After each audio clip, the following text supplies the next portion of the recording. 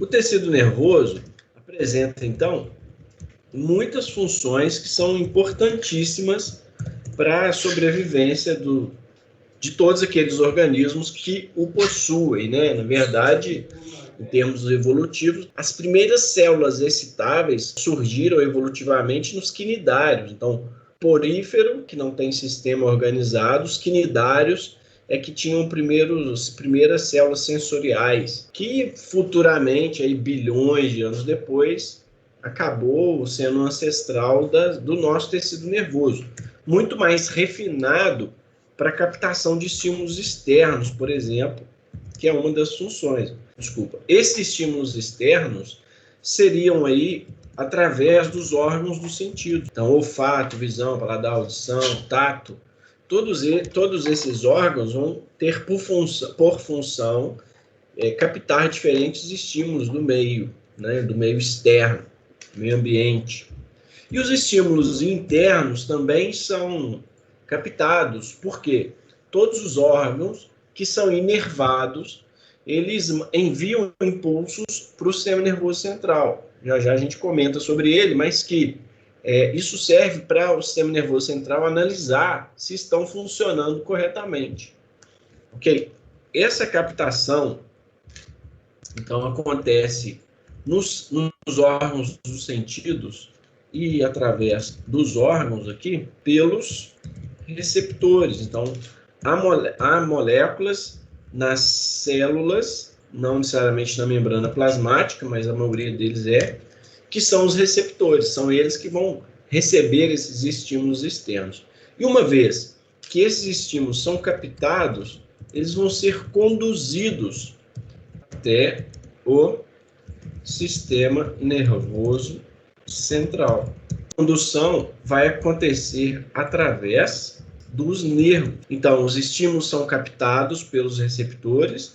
Esses receptores estão em células, né, em neurônios, no caso, e se organizam formando nervos. Já já a gente comenta sobre isso. Ok? Esses nervos que conduzem o estímulo até o sistema nervoso central são chamados de nervos sensitivos ou aferentes. Aferentes vem do grego aferens, que significa para o caminho, para o sistema nervoso central. Então, adferens quer dizer isso. E aí, quando esse impulso que foi captado, seja num receptor, no órgão do sentido ou não, conduzido até o sistema nervoso central, ele vai ser analisado. Vou abreviar aqui sistema nervoso central, para que das próximas vezes a gente coloque SNC, você já sabe o que é. E aí, então, vai acontecer ali a análise do impulso no sistema nervoso central em regiões específicas. Então, o sistema nervoso central tem o córtex, tem o lóbulo temporal, tem o mesencéfalo, o diencéfalo, a ponte, o bulbo. Depois a gente comenta, mas em regiões específicas. Esses estímulos vão ser analisados e, a partir, então, vai ser conduzido o impulso nervoso do sistema nervoso do encéfalo até os órgãos efetores. A gente vai entender órgãos efetores como músculos, quem está sob o comando do sistema nervoso, os músculos, as glândulas, e esse impulso nervoso vai chegar lá até através de nervos, que no caso são nervos que deixam o sistema nervoso, e por isso são denominados nervos motores, ou sinônimo, eferentes. Eferentes vem do grego edferens, significa esse caminho, né? Deixou o local original. Entendido aí? Então, existe de um modo geral, essas são as funções para o sistema nervoso. Esse sistema nervoso, então, vai apresentar a seguinte divisão anatômica, que a gente já está conhecendo aos pouquinhos aqui. Essa divisão anatômica seria o sistema nervoso central, o sistema nervoso periférico. Então, anatomicamente, o sistema nervoso central é separado em duas grandes regiões. Uma é o encéfalo e a outra é a medula espinhal. Já o sistema nervoso periférico vai ser separado anatomicamente, tá, pessoal? Não funcionalmente, que a gente vai falar já já, mas em termos anatômicos, ele vai ser classificado em nervos e em gânglios. O encéfalo tem regiões diferentes.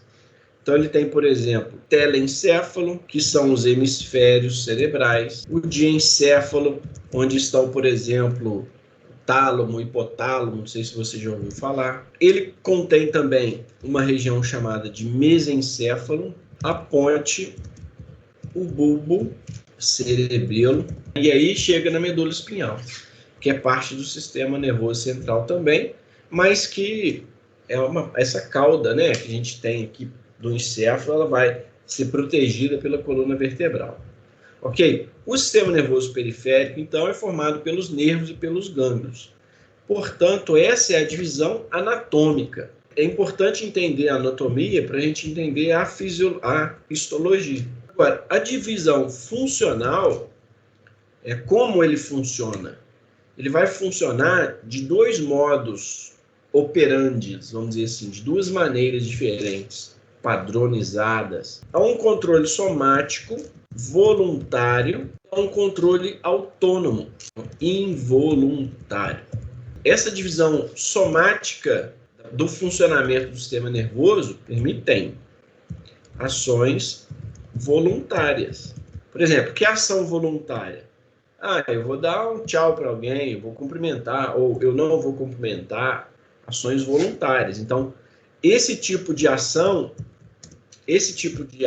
é controlada por nervos, por exemplo, chamados através de nervos motores, ou seja, nervos eferentes, só que vão chegar no músculo que a gente já estudou, que atuam sobre musculatura estriada esquelética. Então, involuntária é diferente, tanto morfologicamente quanto funcionalmente.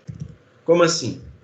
Permitem ações involuntárias através de nervos motores que atuam sobre a musculatura estriada cardíaca e lisa. Quando o músculo cardíaco é uma contração involuntária. Se o seu time perdeu, se sua namorada brigou com você, você fala assim, eu quero morrer, para coração. Ele não para, né? Ele continua batendo. O time perdeu, mas a vida continua. O time tomou goleada, mas a vida continua.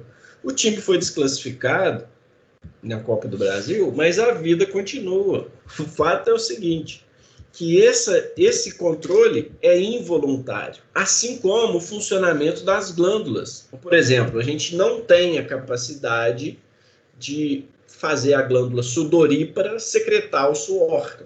Sua mão, não dá. É um controle involuntário, ela vai ser ativada, né?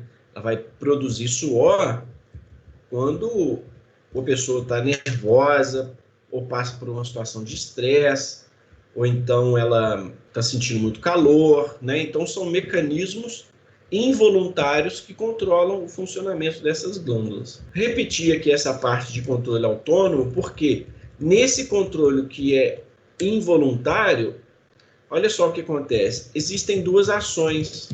Uma ação que é chamada simpática e a outra que é chamada antipática. Não, parasimpática. Essa ação simpática prepara o organismo para luta ou fuga, para situações de gasto de energia, para situações de estresse. Não necessariamente estresse físico, pode ser um estresse emocional. Por exemplo, a síndrome do pânico é uma ativação grande, né, dessa via simpática, e o organismo acha que ele está sob ataque, ok? Ação simpática é a liberação da adrenalina, da noradrenalina, por exemplo. Então, acelera o batimento cardíaco, dá uma vasoconstrição periférica, uma vasodilatação nos músculos, a pupila dilata para chegar mais estímulo luminoso, as vias respiratórias dilatam para passar mais ar, ok? Então, a via simpática. A via parasimpática é o contrário.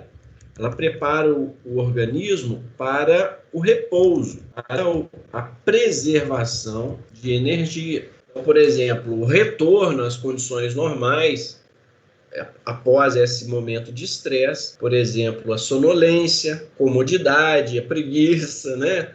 Já tem uma ativação aí parasimpática muito grande, tá bom? Tá vendo? São ações involuntárias. Tem gente que fica na preguiça voluntariamente, né? Mas isso aí é outra história. Eu estou usando o termo de preguiça aqui só para brincar com vocês. Mas são ações que preparam o organismo para economia de energia. Tá bom? Mas aí, quando a gente estuda tecido, vocês têm que lembrar que o nosso enfoque sobre o assunto, no caso, é um enfoque microscópico. Né? Então, histologicamente, contra aqui, esse sistema nervoso ele é formado por células que, no caso, são os neurônios das células da glia. Células da glia, na verdade, é uma galera de células, tá? É um conjunto de células. Dentre elas, tem umas chamadas astrócitos, outras chamadas células microgliais, tem as células ependimárias, tem as células, essa a gente conhece mais, a célula de Schwann, acho que é essa palavra que eu conheço que tem mais consoante. E tem também os oligodendrócitos. Elas secretam neurotransmissores, elas respondem a neurotransmissores.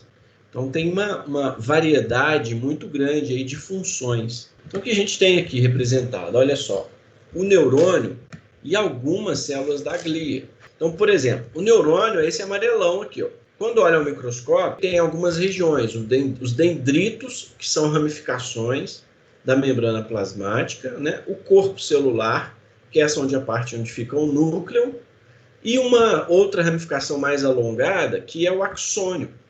Esse axônio, quando chega na extremidade, ramifica mais ainda, formando as chamadas terminações nervosas. De modo que o impulso nervoso, quando vai ser liberado, tem esse trajeto aqui, ó.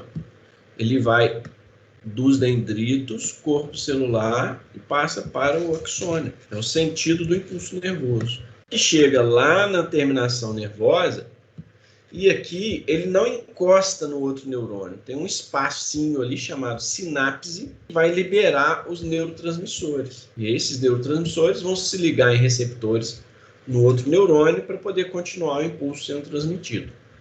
Tá certo? Esses neurônios, então, têm a ajuda do seu funcionamento das células da glia, por exemplo.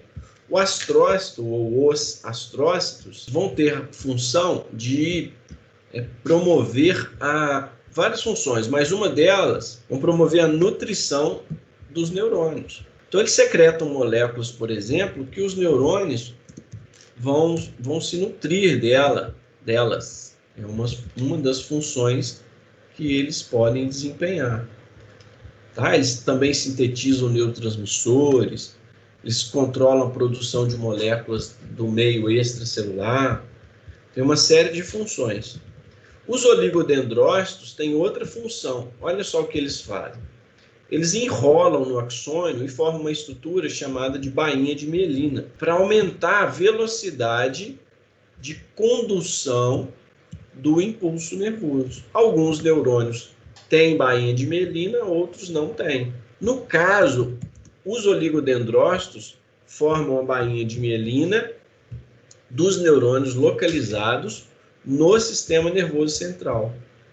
Se o neurônio estiver localizado no sistema nervoso periférico, essa bainha de mielina vai ser montada, vai ser produzida pelas células de Schwann. Tá bom? Então, eu vou colocar aqui para você um para casa, que vai ser o seguinte, ó. Descubra as funções das outras células da glia. Então, ó, as outras células da glia estão escritas aqui. Astrócitos, microgliais, ependimárias, Schwann, oligodendrócitos. Falei de duas. As outras é com vocês. Tá bom? Mas sempre vão, de um modo geral, auxiliar o funcionamento dos neurônios.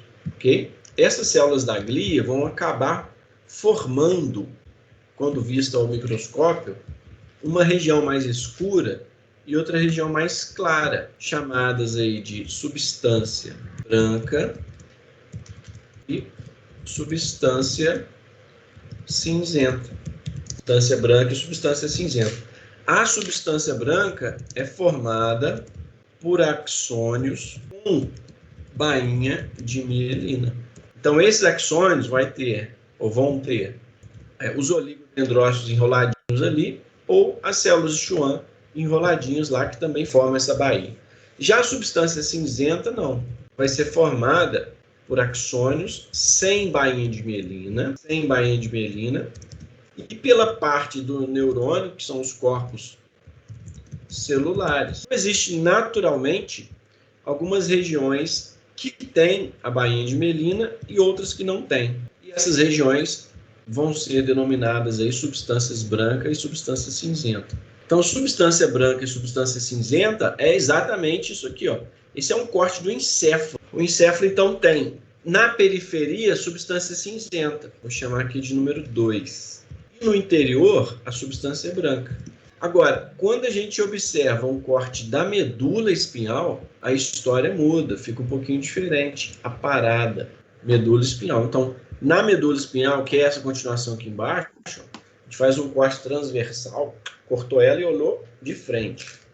Então, veja, a região desconsidera esses númerozinhos, tá? O que vai importar para a gente é isso aqui, ó. Então, nesse caso, olha lá, a substância cinzenta está interna. Olha aí, aqui é a substância cinzenta, tá? E a substância branca está externa.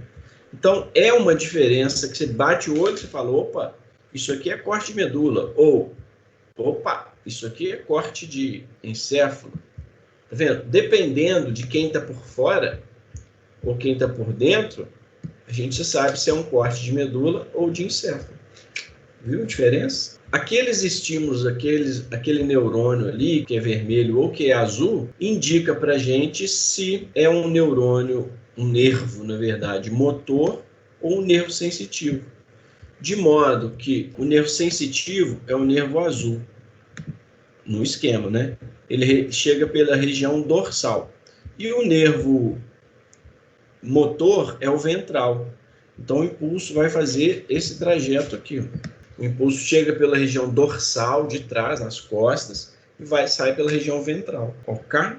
Inclusive, existem alguns impulsos que são tão rápidos nesse trajeto que vão caracterizar o chamado arco reflexo, que é aquele arco involuntário, aquela ativação involuntária ali, onde, por exemplo, você queima a mão, aí você tira a mão do local que está queimando-a, depois é que você fica sabendo que você tirou. Você toma consciência disso só depois. Justamente que é um arco reflexo, é um arco. Ele vai para um lado e volta para o outro. Beleza, galera?